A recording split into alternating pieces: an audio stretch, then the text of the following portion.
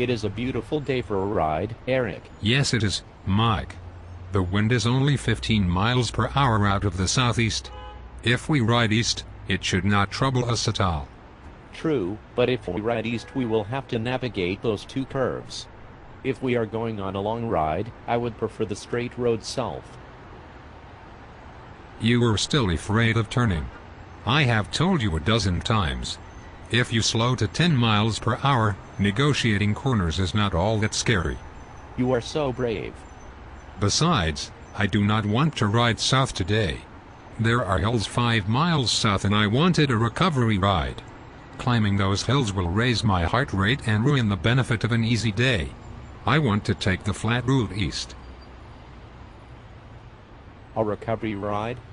Every ride you go on with me is a recovery ride. You put me out front and suck my wheel the entire time the wind is in our faces.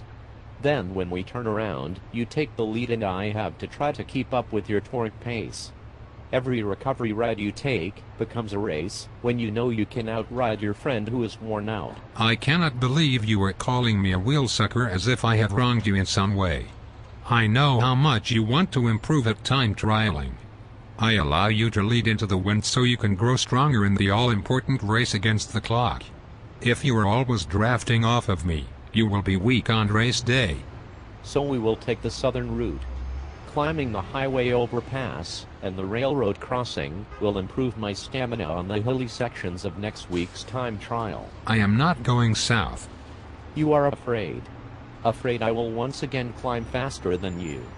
Afraid you will get lost again on your own if you are dropped. I am not afraid. You have a GPS in your back jersey pocket. If you are not afraid, you would not need one. The roads are generally straight and mostly flat.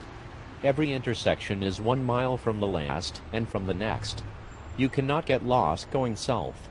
Only going east toward the correction line provides opportunity to get lost. Correction line. Now you show your fitter.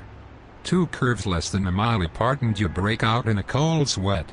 Every time we near the correction line, you remember a doctor's appointment or an unfinished project and we have to cut our ride short.